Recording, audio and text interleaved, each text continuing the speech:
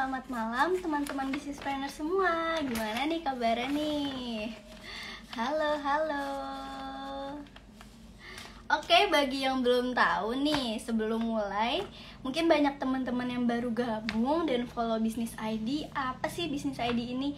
Nah, Business ID ini adalah suatu platform untuk belajar bisnis langsung dengan para expertnya.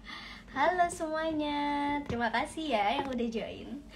Sekalian nungguin expert kita, bisa nih teman-teman sebutin nama, domisili, dan usaha apa nih yang sedang dijalani. Boleh ya tulis di kolom komen nama dan dari domisili mana aja nih teman-teman yang hadir. Halo semuanya. Halo, halo. Hari ini kita bakal ngobrol bareng sama Pak Paras. Dia salah satu supply chain expert di Business ID. Nah, ini baru pertama kali kita live bareng beliau. Yuk siapin pertanyaan teman-teman untuk bertanya sama Pak Paras ya. Halo, aduh mulai rame nih. Wah, rame banget. Selamat malam semuanya. Syarif dari Depok, halo. Elmi dari Klaten, wah toko tembakau, wah keren banget. Pak Joko, properti, halo. Ada yang dari Manado, halo teman-teman semua. Salam kenal ya. Yang belum kenal nama aku, namanya Salwa by the way. Kuliner, wah keren nih. Halo semuanya. Oke, aku mau langsung ajak join Pak Paras ya.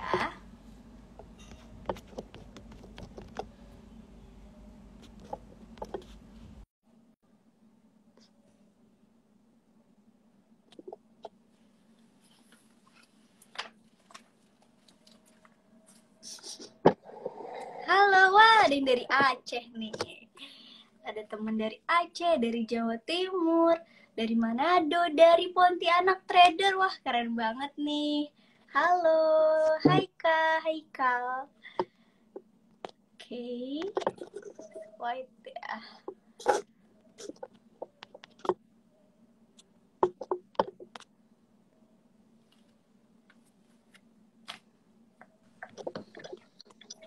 Halo, selamat malam Pak Paras. Malam. Suara saya jelas nggak? Jelas Pak. Gimana Pak kabarnya? Alhamdulillah, sehat-sehat. Dingin. Ini Di Bandung lagi dingin. Gimana Pak? Di Bandung lagi dingin. Wah, lagi musim hujan ya Pak. Kayaknya Bandung dingin terus nih. Udah banyak Pak yang join, ada yang dari Manado, ada dari Pontianak, ada dari Jambi. Wah, banyak nih Pak, teman-teman hampir seluruh Indonesia. Banyak nih yang mau ngobrol sama Pak Paras nih kayaknya nih. Alhamdulillah. Alhamdulillah. Kalau banyak join. Ini lagi di rumah aja Pak seharian ini. Ya, lagi di rumah aja minggu ini, lagi di Bandung aja, di rumah aja.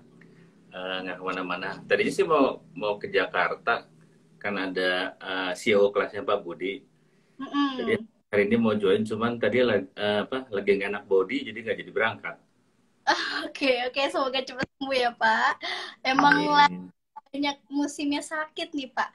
Kayak sakit tenggorokan, gak enak badan. Ada yang dari Kuala Lumpur nih Pak, wah. Alhamdulillah. Dari Sulawesi. Oke. Teman-teman semua, ini dia Pak Paras, salah satu expert kita di bidang apa Pak? Supply chain ya Pak? Supply chain, sales, dan channel. Wah, keren ya teman-teman semua. Nah, kebetulan topik hari ini yang akan Pak Paras bahas tentang evaluasi sales performance teman-teman. Nah, mungkin bisa nih Pak Paras jelasin sedikit apa sih sales performance itu Pak? Ya, oke, terima kasih. Assalamualaikum semuanya. Selamat malam. Mudah-mudahan semuanya dalam kondisi sehat ya. Jadi gini, ini kita udah tahun 2022, sudah jalan 1 bulan lebih ya. Dan mungkin teman-teman semua dari awal tahun atau dari sebelumnya sudah punya bisnis plan atau punya budget lah ya tahun 2022. Dan kita nggak terasa nih udah lewat sebulan, ya kan? Udah tutup buku nih 1 bulan. Harus kejar. Nah, pertanyaannya siapa yang bulan Januari performanya sesuai dengan targetnya nih, kan gitu. Siapa yang nggak sesuai dengan planningnya, kan gitu. Nah, coba malam ini kita diskusi review, mungkin ya ada teman-teman juga yang mau ngasih komentar, nanti juga kita lihat apa sih yang kita review ya kalau kita tutup buku di setiap bulannya. Untuk kali ini fokusnya lebih kepada kita membahas sales performance-nya ya, bukan bisnis review secara total, tapi kita ngomong soal sales performance-nya bulan yang berjalan, kurang lebih gitu deh. Kedengeran nggak? Suaranya masih clear ya? Kan Pak, kedengeran. Oke, kita lanjut ya. Iya, boleh Pak. Jadi gini, teman-teman, sales itu kan ya ujung tombaknya perusahaan atau ujung tombaknya bisnis dalam menghasilkan revenue. Oke, begitu tutup bulan, biasanya kita review kan, atau mungkin untuk teman-teman yang mungkin sudah bisnisnya canggih nih, udah sistemnya canggih, udah ada dashboard, bahkan mereview sales itu mungkin udah secara harian kali ya, dari dashboardnya kelihatan gitu kan. Buat yang belum mungkin ya tutup bulan sebulan sekali, kemudian kita review. Nah, kalau teman-teman juga biasanya bisnis review kan dimulai dengan salesnya dulu nih gitu. Apa yang terjadi bulan lalu, kemudian apa yang akan kita kerjakan ke depan. Masih sesuai nggak dengan rencana atau planning kita dalam budget kita atau dalam bisnis plan kita untuk tahun 2022. Itu ya. Oke, jadi kalau kita nge-review sales, apa aja sih yang kita lihat tuh ya. Jadi mungkin baik teman-teman yang salesnya masuk ataupun salesnya nggak masuk, ya, yang paling pertama kalau kita mereview terhadap plan kita, nomor satu yang kita lihat pertama apa ya?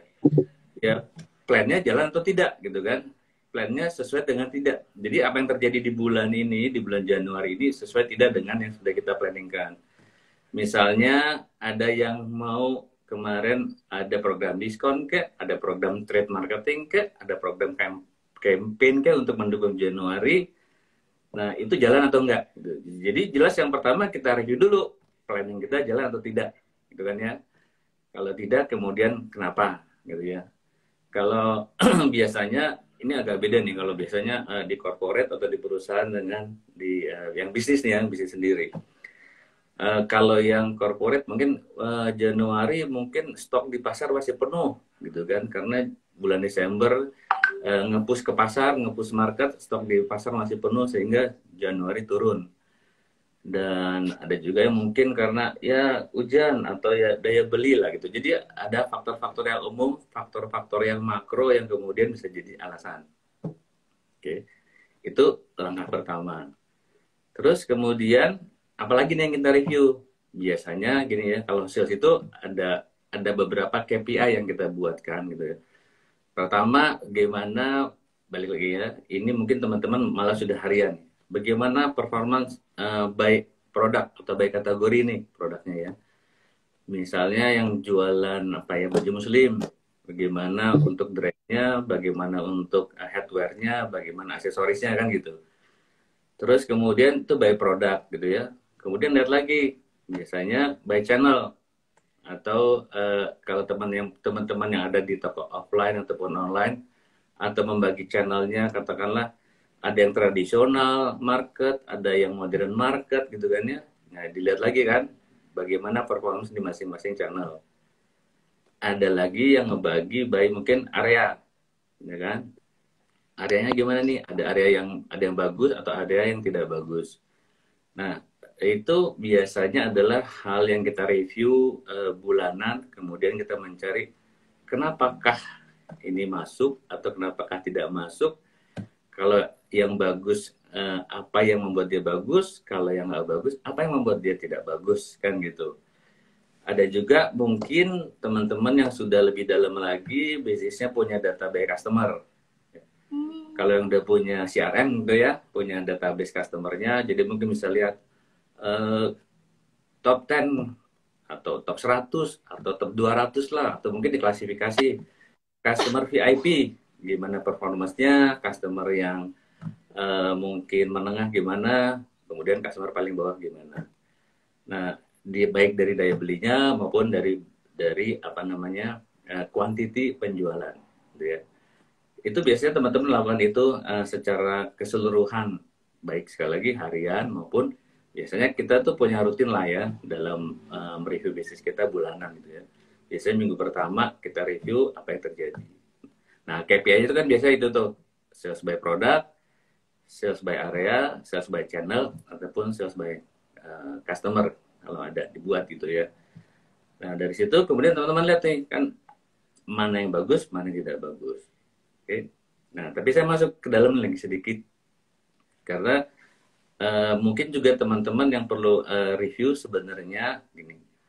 Ada nggak gitu ya hal lain di luar ini gitu ya. Itu kan tadi hasil ya, ada KPI, kita bikin tabel, kemudian kita review. Ada nggak di prosesnya yang kita review juga gitu. Prosesnya apa nih gitu ya. Kalau saya, menurut saya sih gitu ya, ada dua nih yang kita bisa lihat untuk melihat lebih dalam dari performance kita yang terjadi di bulan yang bersangkutan. Misalnya kemarin Januari gitu ya, selalu melihat dari dua hal. Satu, proses dalam artian bisnis proses untuk mencapai sales tersebut. Jadi elemen apa aja sih, proses apa aja yang terjadi di dalam sehingga terjadi suatu transaksi sales.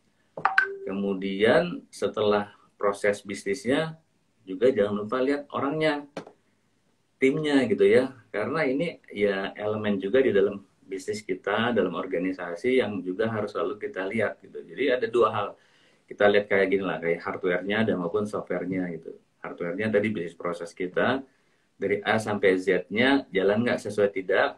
Kemudian dari segi orang-orang atau timnya. Nah, dua hal ini yang juga sebenarnya teman-teman bisa lakukan dalam melakukan bisnis review-nya atau bisnis prosesnya di sales-nya masing-masing.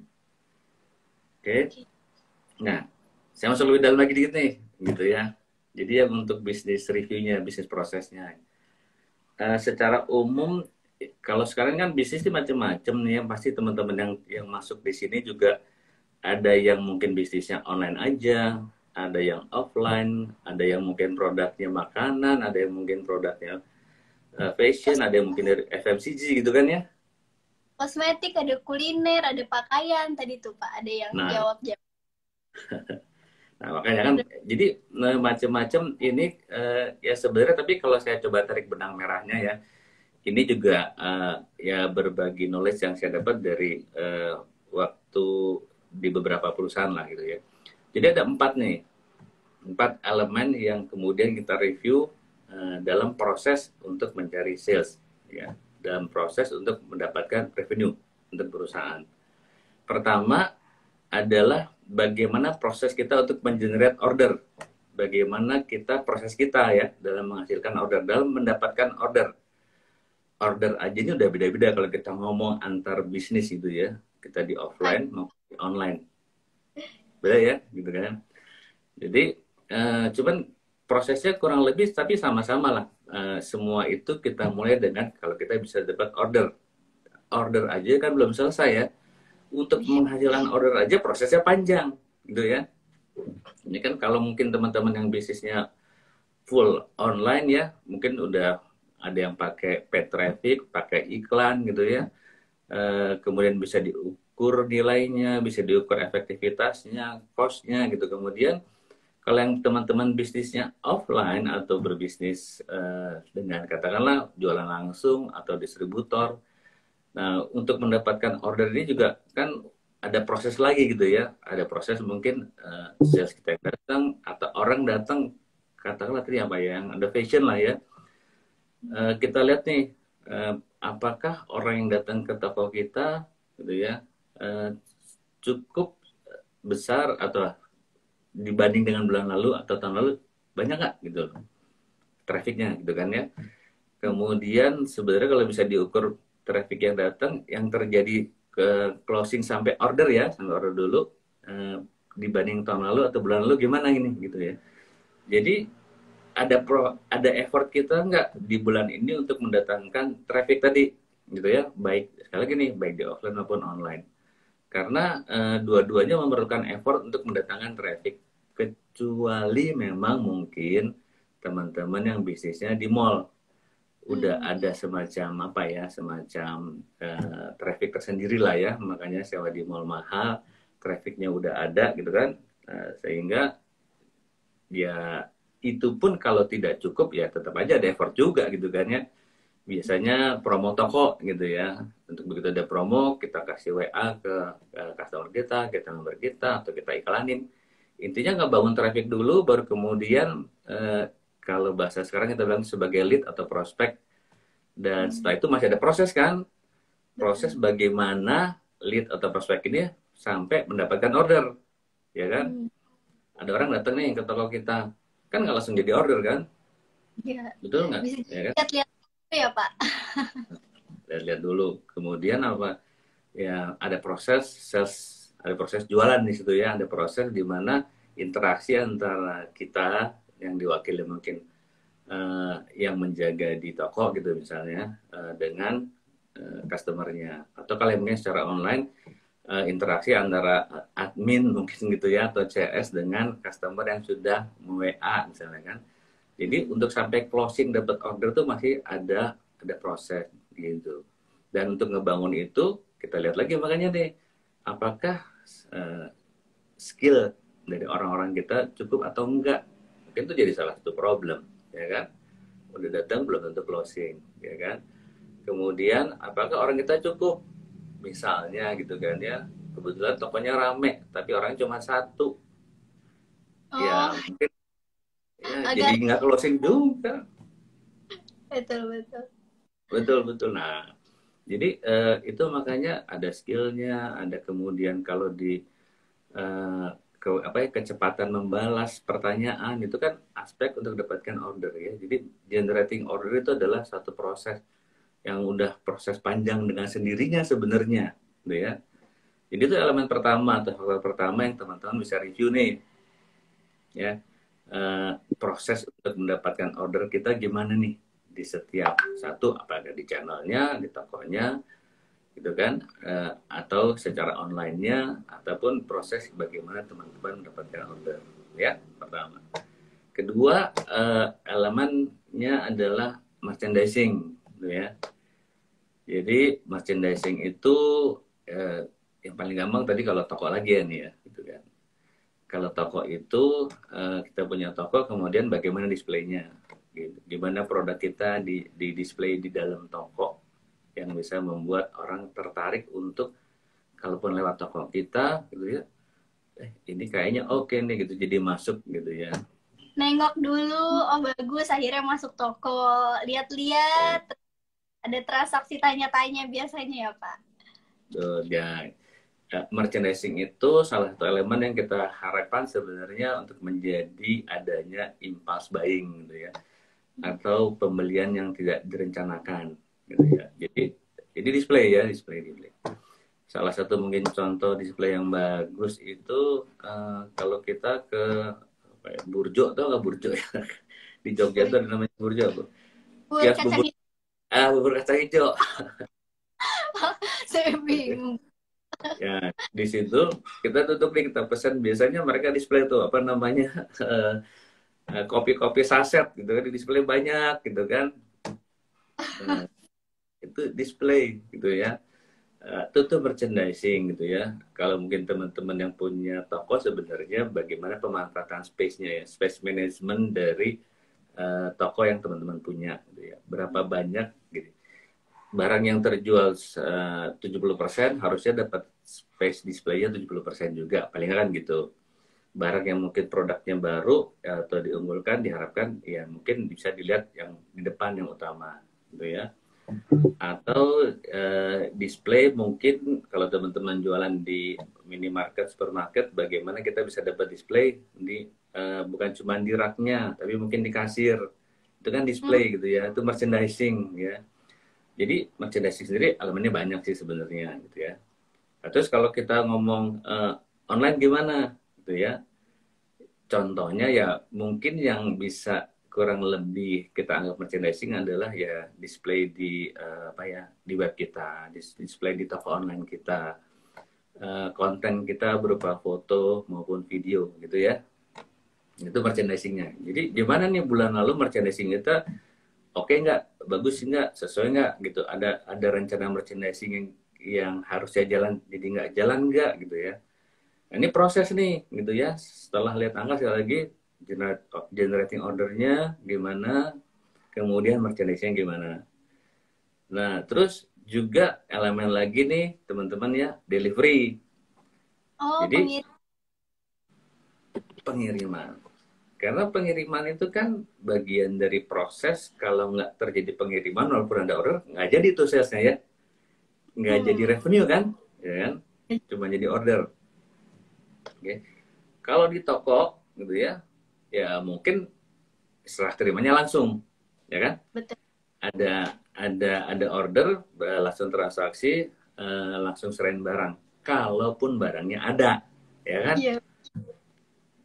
Bisa jadi nggak barang yang ada, bisa jadi mungkin karena warnanya atau SKU yang dimintanya itu nggak sesuai, nggak ada di toko saat itu, sehingga apa? Harus dikirim, ya Iya, kan? stoknya misalnya terbatas gitu ya, Pak. Betul. Nah, di sini mungkin sebenarnya fungsi apa ya? Fungsi logistik yang banyak berperan untuk membuat delivery ini bisa, karena hal yang penting sih ada dua nih gitu ya. Deliverynya tuh harus on time, ya kan? Satu, barang yang dikirim itu ya harus sesuai dengan yang di order, Iya, betul. ya kan? Pak, ceritanya kalau kita belanja online, foto sama yang dikirim tuh beda ternyata. Nah, Misalnya ya beli itu kan. baju warna pink, gayanya gamis, pas dikirim kok baju gamis tapi warnanya mini gitu. Jadi kayak penipuan ya, Pak. Nah, itu dia. Jadi banyak gitu ya, gini itu mungkin pengalaman berbelanja online buat teman-teman yang mungkin ya juga sekarang berkembang gitu ya. Kadang ada nggak pesan juga dikirim lagi gitu. Ya, Iya, ini itu pengalaman lah ya, pengalaman di online. Cuman kalau kita sebagai pebisnis ya, kita jualan supaya kita bisa sampai closing, artinya tutup ordernya dengan closing, dan apa ya, barang yang kita berikan tuh harus dengan janji kan gitu ya.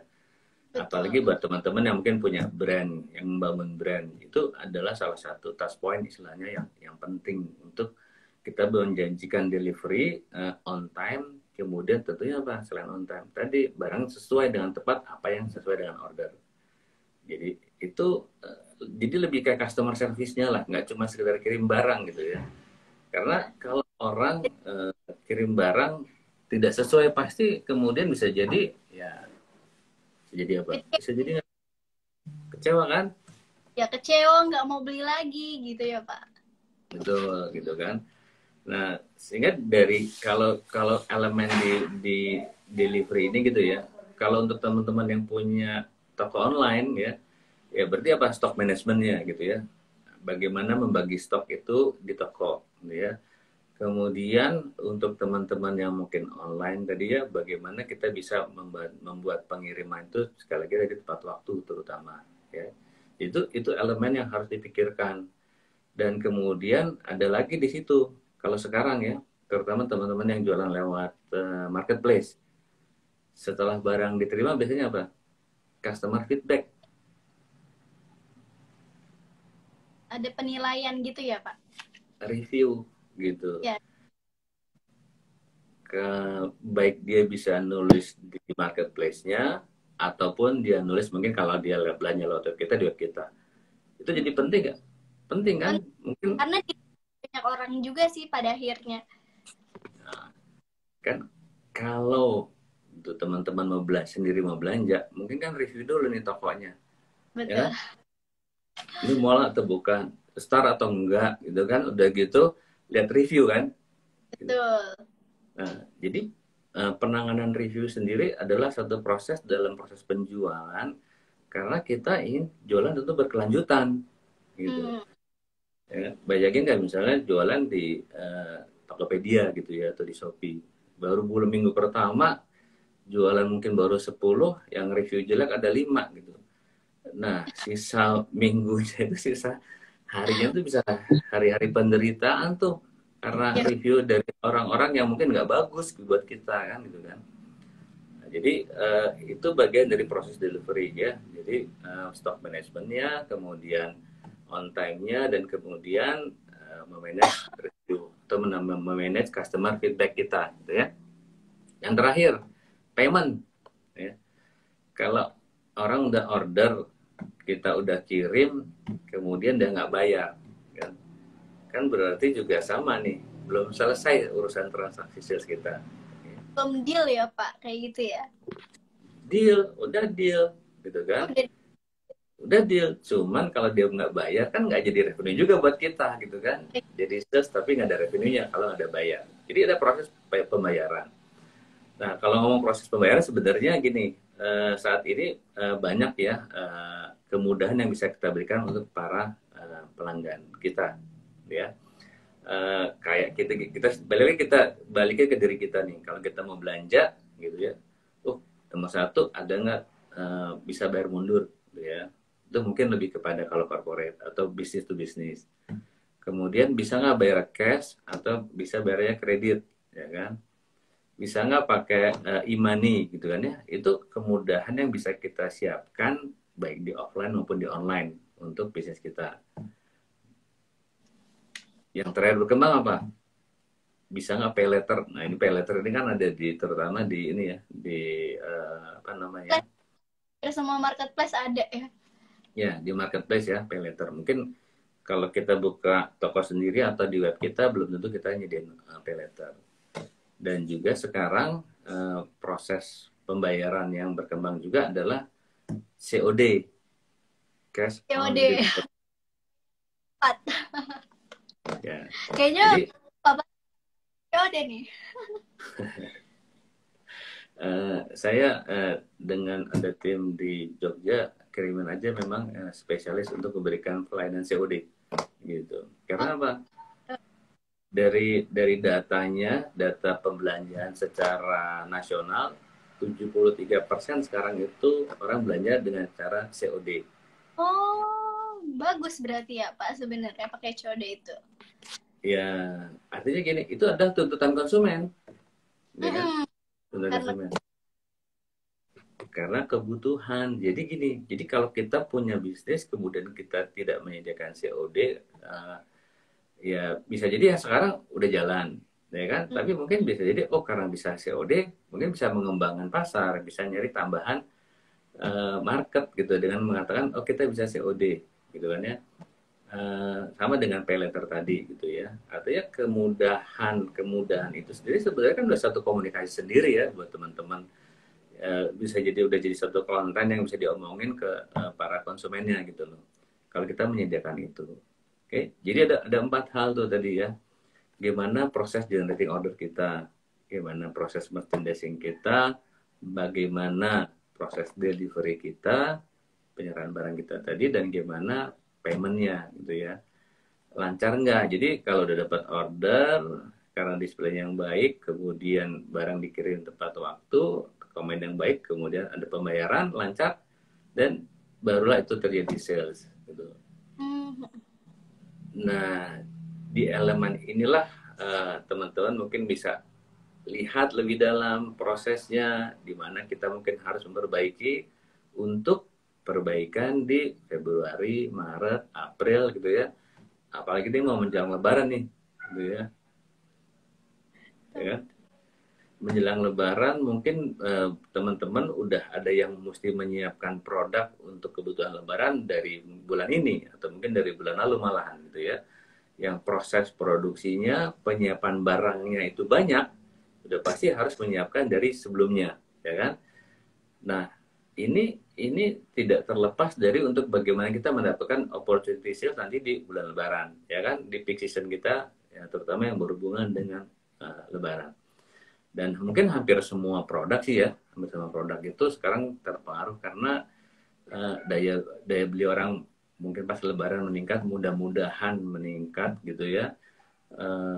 Karena orang dapat THR gitu ya, mungkin tahun lalu maupun 2 tahun lalu agak berkurang gitu. Cuman mungkin tahun ini mudah-mudahan ya, siapa tahu Omikronnya nggak jadi rame gitu ya, bisnis berkembang, ekonomi mulai berputar gitu kan. Jadi ya ini opportunity lah buat semuanya Lebaran ini biasanya. Nah, persiapan kita, stok kita, dan jangan lupa bottleneck juga pasti ada tuh nanti pas mau Lebaran, ya Apa kan? Pak?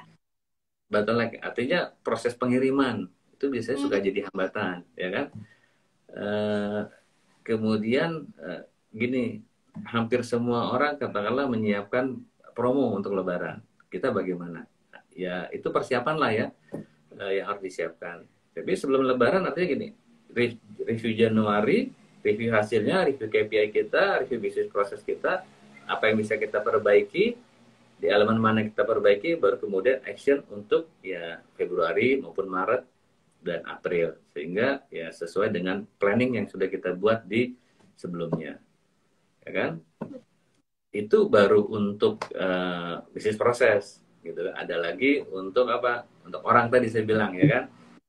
Orang kita skillnya cukup nggak? Ada nggak sebenarnya harusnya kita udah training orang di bulan Januari yang mungkin belum jalan, ya. Satu, product Teamwork. knowledge, ya. Satu, product knowledge-nya udah pada cukup belum nih teman-teman yang menjadi ujung tombak kita ini, product knowledge-nya cukup atau enggak. Kedua, skill, ya kan? Skill itu apa? Ya communication skill terutama ya, salesmanship skill. Untuk baik teman-teman yang online maupun offline sama aja, salesmanship skill itu sangat diperlukan, ya. Kemudian tiga, ya motivasi. Bagaimana motivasi tim kita, orang-orang sales kita yang berhubungan langsung dengan penjualan, gitu. Mereka ini nggak apa ya, dalam kondisi termotivasi atau tidak, sedang ada Pas. masalah atau tidak, gitu. Nah, kurang lebih mungkin itu pendahuluan buat teman-teman yang mungkin bisa saya share di depan sekarang, bagaimana kita mereview sales kita setelah jalan 1 bulan. Dan ini tentu akan nanti kita ulang lagi nih di Februari, ada perbaikan nggak? Setelah itu jalan nggak perbaikannya, kita review lagi gitu ya. Jadi kita review KPI-nya, kita review planning kita yang sudah kita buat jalan atau tidak, kemudian kita review proses dalam menghasilkan salesnya, baik bisnis prosesnya maupun orang-orang yang terlibat di dalamnya. Gitu garis besarnya. Nah, untuk review tim nih Pak, untuk apa tim kerjanya kata Bapak kan ada motivasi atau enggak gitu ya tim kerjanya. Nah, untuk tim kerja sendiri sebagai pendiri atau sebagai atasan itu wajib nggak sih memberi bawahan-bawahan mereka tuh motivasi untuk bekerja?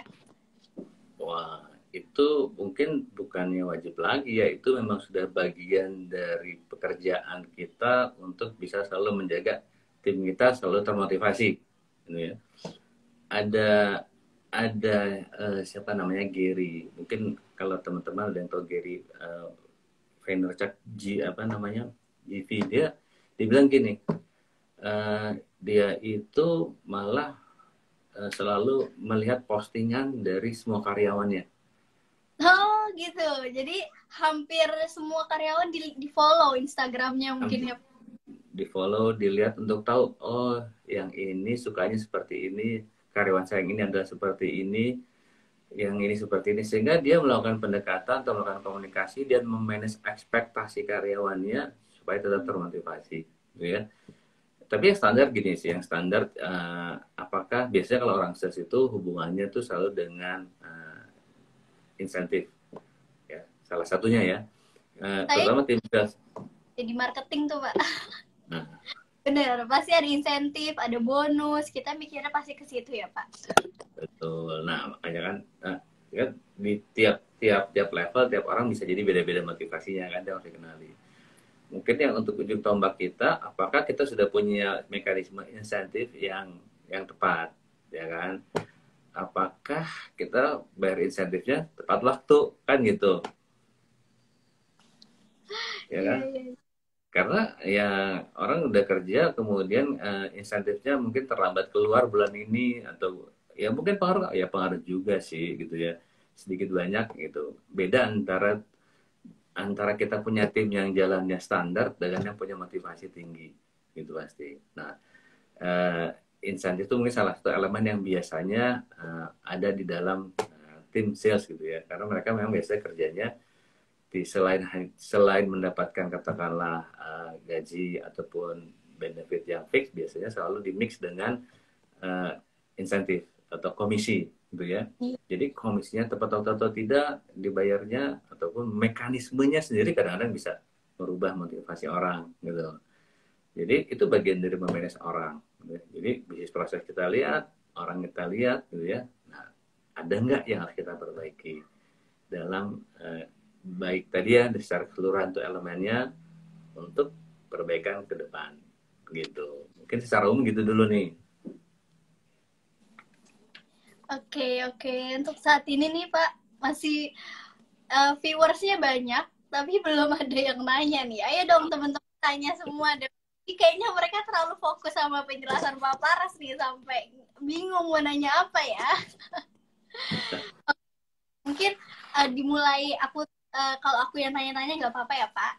Oke. Nah, ngomong-ngomong kalau soal apa tadi, pengiriman ya Pak, produksi ya, pengiriman barang. Nah, untuk produksi pengiriman barang itu kan kita ada yang, kalau perusahaan besar kan pasti udah ada yang mereka punya kendaraan sendiri ya Pak. Nah, untuk janjian dengan ekspedisi lain itu bisa nggak sih Pak? Kayak misalnya kita punya pengiriman tapi kita nggak punya kendaraan, akhirnya pakai JNE nih misalnya nih. Nah, pakai JNE sendiri itu kita tuh harus ada buat deal di awal gitu nggak sih, atau perjanjian saat misalnya suatu nanti ada masalah di saat pengiriman, terus barang-barang kita akhirnya hancur misalnya, kayak gitu tuh Pak. Mungkin Pak Paras ada pengalaman nih di bidang ekspedisinya. Ya, ini memang malah berhubungan dengan sekarang keseharian gitu ya. Jadi gini, mengirim barang itu gini, proses pengiriman atau distribusi barang ya. Kalau teman-teman yang produksi itu biasanya produksinya katakanlah di pabrikannya, kemudian akan dikirim ke gudang, dari gudang kemudian ke toko, dari toko konsumen, atau dari gudang bisa juga langsung ke konsumen yang mesen, gitu ya. Iya.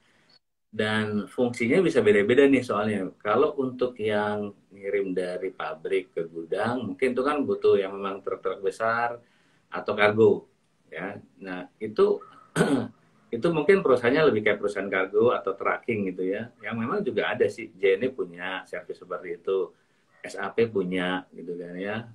Kemudian apa namanya? Yang selalu beberapa sih mereka JNT juga punya kargonya gitu. Itu biasanya barang yang langsung ke gudang atau ke toko. Jadi pengirimannya dalam jumlah lebih besar. Nah, ada lagi pengiriman ke konsumen. Yeah. Ini istilahnya last mile delivery.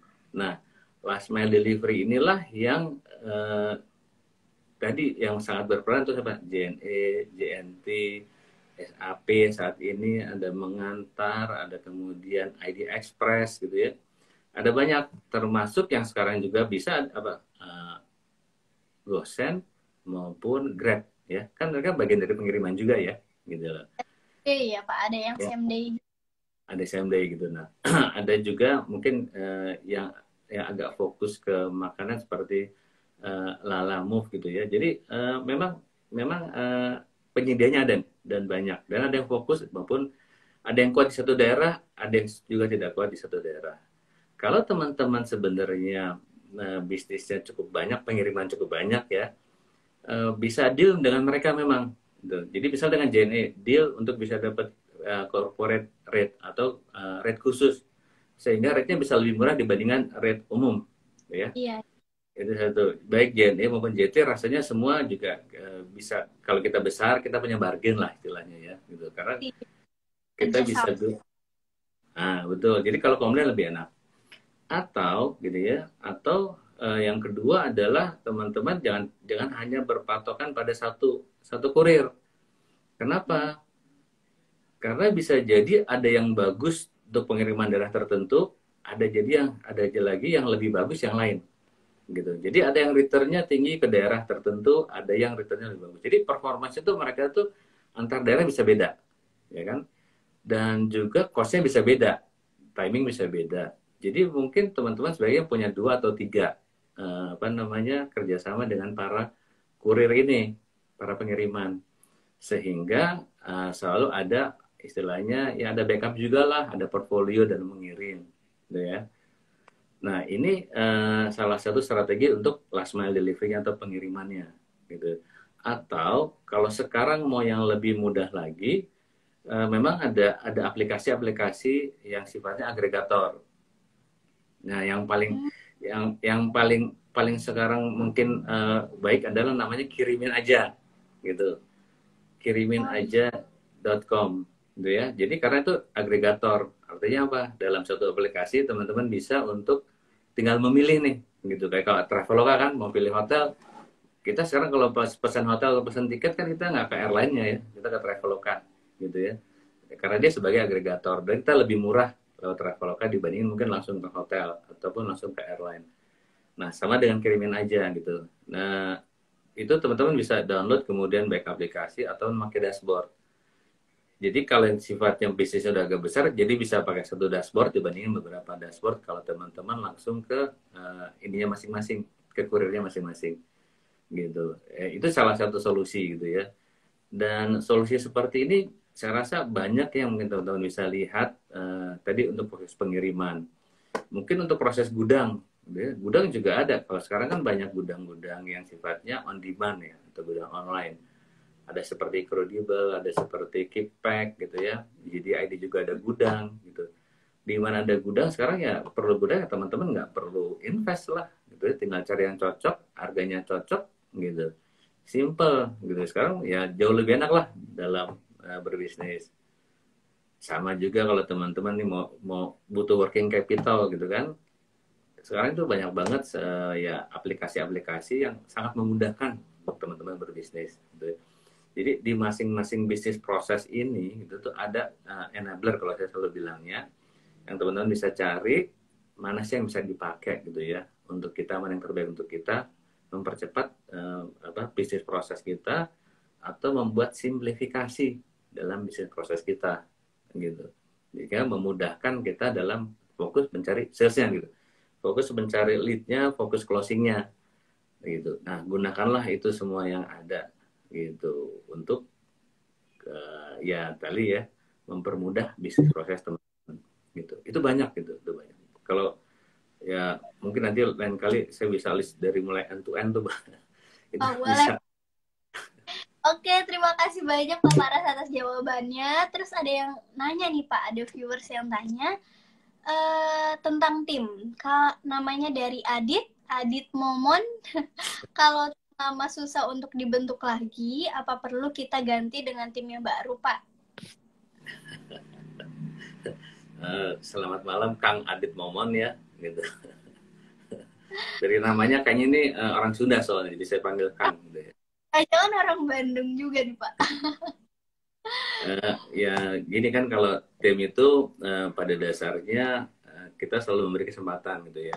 Karena kalau tim itu turnovernya atau orang keluar masuk juga kita kan udah invest ya, invest waktu, invest mungkin juga uang juga, fasilitas untuk orang yang sudah ada yang kita bina gitu. Sehingga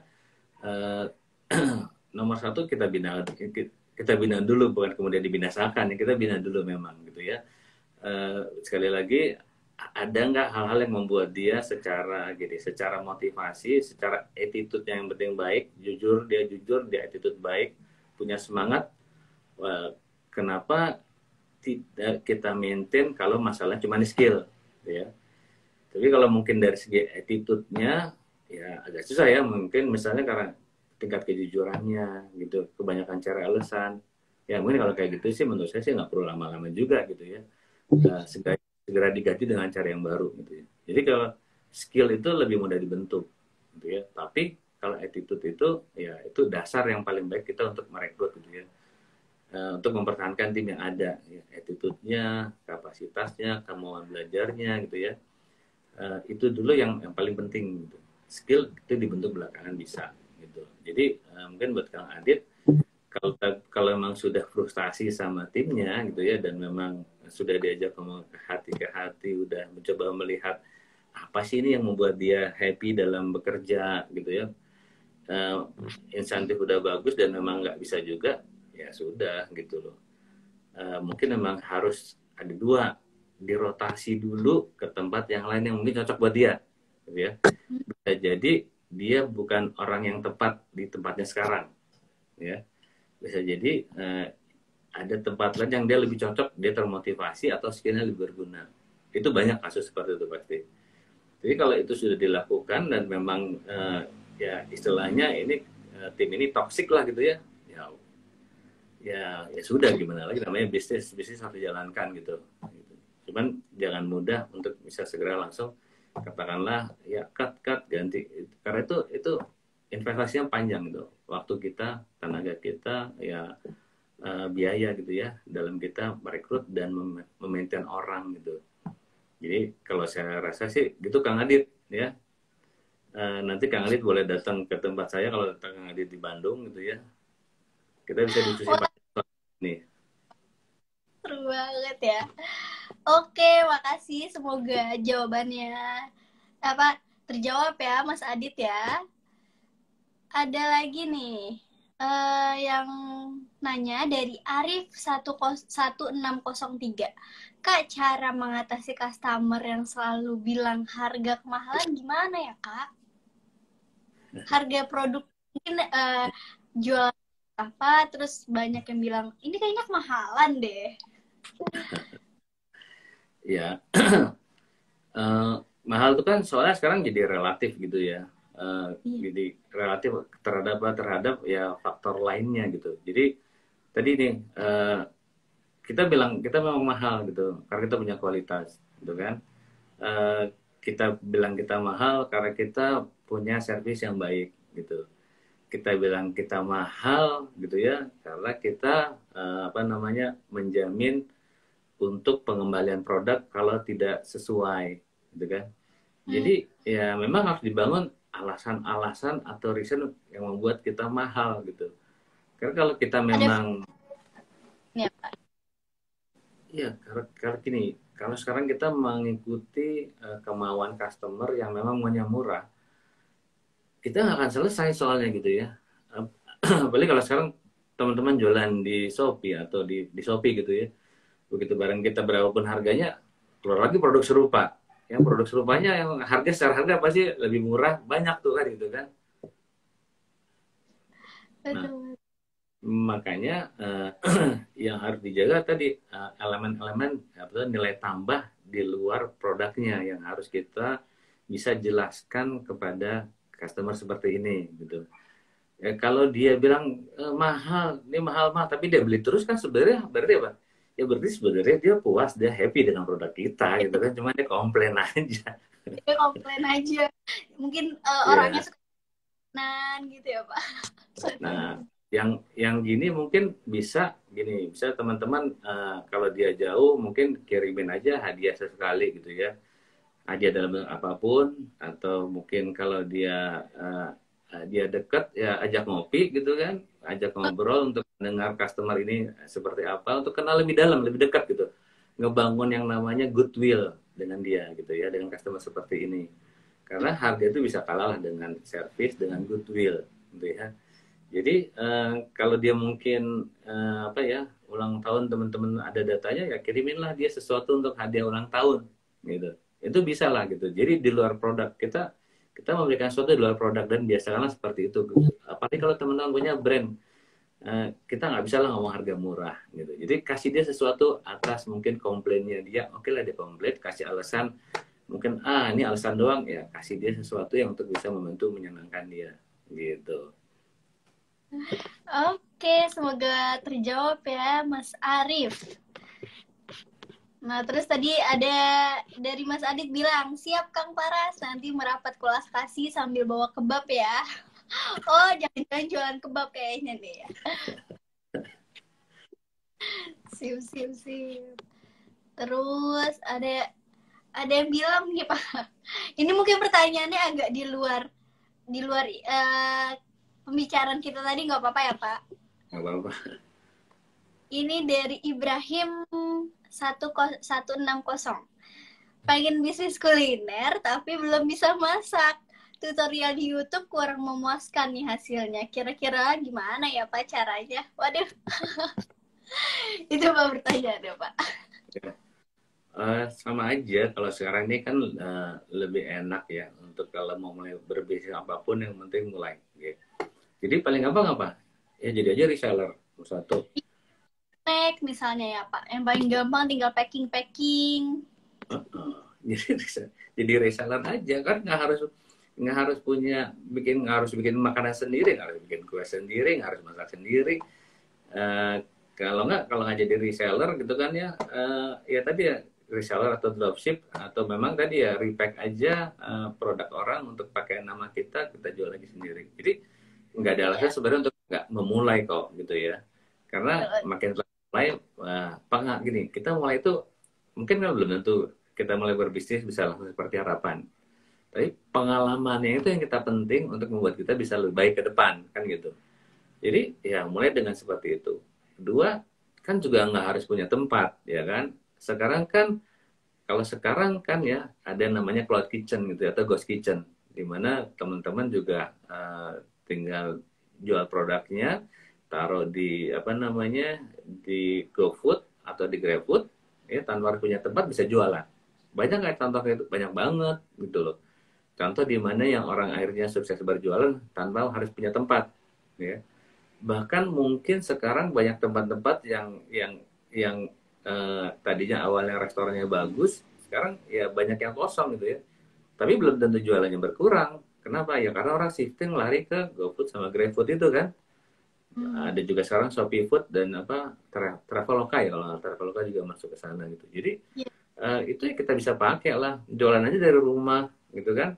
Nggak ada barang, nggak bisa masak, ambil barang orang, packaging ulang gitu. Kalau nggak jadi reseller lah gitu ya, belajar digital marketing, kemudian jadi reseller gitu.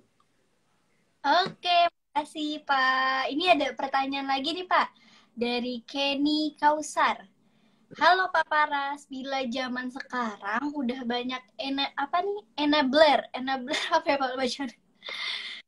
Dan lebih profitable, lalu gimana perusahaan yang udah terlanjur invest gudang atau armada pengiriman milik sendiri? Apakah tidak ada benefit atau nilai lebih? Oh, ya udah pasti perusahaan seperti itu punya nilai lebih yang sangat gitu. Karena apa? Karena dalam kontrol sendiri kan. Jadi udah punya gudang, udah punya truk sendiri. Gitu. Artinya apa? Kalau kita mau ngantarkan produk orang, semua dalam kontrol kita. Yang ngeberangkatin supir truknya kita, yang loading kita, yang memantau kita sendiri. Beda dengan ketika kita memakai jasa orang lain, gitu kan ya. Justru itu adalah satu pilar, satu kekuatan yang sangat memberikan competitive advantage buat kita kalau kita bisa punya sendiri, gitu. Nah, itu kan sebenarnya pilihan mau punya sendiri atau istilahnya sharing resources atau sharing ekonomi gitu ya. Itu kan karena mencari modal yang belum tentu kuat gitu ya. Saya mau jualan, saya mau punya, misalnya saya jualan baju lah ya. Ya saya nggak punya duit buat nyewa gudang gitu kan. Ya saya pakai gudang online lah istilahnya gitu kan ya. Tapi kalau saya punya uang, ya saya beli ruko sendiri untuk jadi apa stok kita untuk tempat gudang itu tuh lebih enak, lebih terkontrol, ya kan? Kemudian propertinya sendiri itu udah jadi nilai yang meningkat juga tiap tiap tahun gitu. Jadi keuntungannya ganda karena apa? Dalam kontrol kita.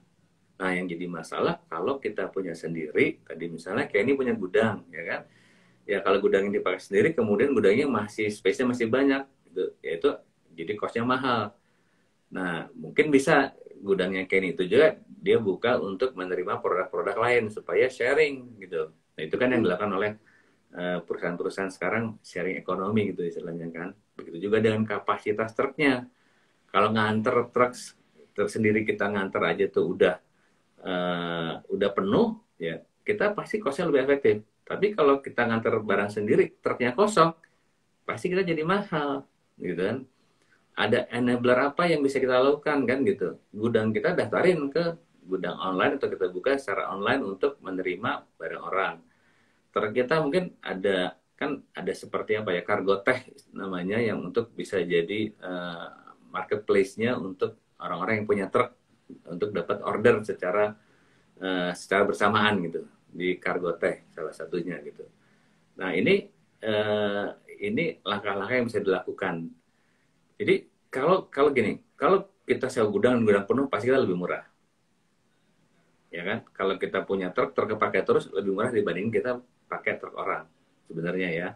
Tapi kalau kita jalan kemudian ya nggak penuh, itu kemudian kita berpikir untuk cari enabler yang lain atau penyedia yang lain yang bisa buat kita lebih variabel cost-nya dan lebih murah tentunya. Jadi ya gitu, Kenny ya, Kenny Kausar tadi ya. Oke, makasih Pak. Semoga terjawab ya, Mas Kenny. Ini ada satu pertanyaan terakhir nih Pak. Ini ada agak panjang dari Indonesia Dotik. Pertanyaannya, apabila kita memiliki beberapa outlet dengan sistem bagi hasil antara satu outlet dengan outlet yang lainnya berbeda, besar dan bagi hasilnya, apakah produk yang kita miliki harus dijual dengan harga yang sama atau mengikuti bagi hasilnya? Terima kasih, Pak. Nah, jadi gimana? Outletnya banyak nih. Outletnya banyak. Terus dia mau kayaknya sharing hasil dengan beberapa outlet berbeda. Produknya harganya dijualnya mendingan sama atau mengikuti bagi hasilnya nih, Pak? Oh gitu. Gini, saya ngerti. Jadi mungkin gini, kita punya produk, gitu kan ya. Misalnya balik lagi kita punya itu ada kerudung, kita jualan kerudung gitu ya. Terus kemudian, tapi tokonya ini banyak. Antar toko itu mungkin kita berpartner dengan orang lain gitu, atau yang ngejualin orang lain yang mungkin nggak sama pola bagi hasilnya. Mungkin karena investornya beda, karena daerahnya beda, ongkos kirimnya beda, sehingga gitu ya, jadinya marginnya bisa beda-beda nih, gitu, ya kan? Mungkin yang satu bagi hasil 20%, yang satu harus 30%, yang satu mungkin pokoknya bagi dua, misalnya ya, misalnya gitu. Ya, gitu. Ya kan? Makanya jadi pertanyaan tadi adalah, apakah kita jual produknya harus harga yang sama, atau kita ngikutin pola pembagian supaya margin kita tetap, kurang lebih mungkin gitu pertanyaannya. Itu. Nah, kalau saya gini ya, kalau saya kita kan lihatnya jangka panjang. Ya. Kalau kita mikir jangka panjang, kita pengen produk kita pasti dikenal dengan, kalau produknya sama ya, ya kita bisa itu jual dengan harga yang sama. Jadi supaya apa? Supaya konsumen kita taunya satu produk ini harganya sama gitu. Kalau harganya sama, orang punya kepastian dalam membeli produk kita, kan? Yang bisa teman-teman lakukan adalah apa? Gini, satu, ya tingkat marginnya harus bisa dibuat untuk menutupi biaya bagi hasil dong tentunya ya. Misalnya kalau biaya produksi 100, katakanlah dijualnya 200, bagi hasilnya 20%, kan 40.000, yang satu mungkin 60.000. Nah, harga jual ini mungkin yang mesti agak dinaikkan. Yang bisa teman-teman lakukan adalah mungkin di tempat yang lain bisa dikasih diskon, tempat lain nggak ada diskon. Karena apa? Karena mungkin ada program tertentu. Tapi price listnya itu sama, gitu loh. Karena apa? Ini penting dalam membangun kepercayaan, dalam membangun brand, ya. Kecuali ini sifatnya dagang, maksudnya ambil produk, jual produk yang memang tidak membangun brandnya ya. Mungkin nggak apa-apa kita mempertahankan margin, ya.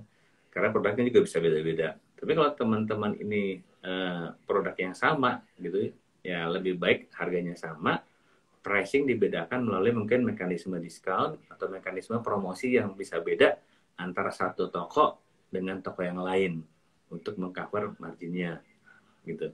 Tapi kita sebaiknya harganya sama gitu di seluruh Indonesia misalnya ya.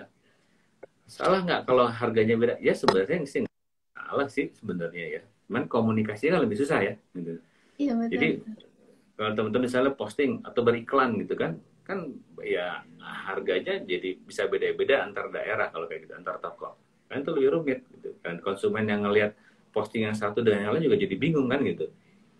Tapi kalau dalam rangka memainkan harga dengan karena ada promosi atau diskon tempat tertentu, saya rasa itu nggak masalah. Tapi retail price-nya sama gitu.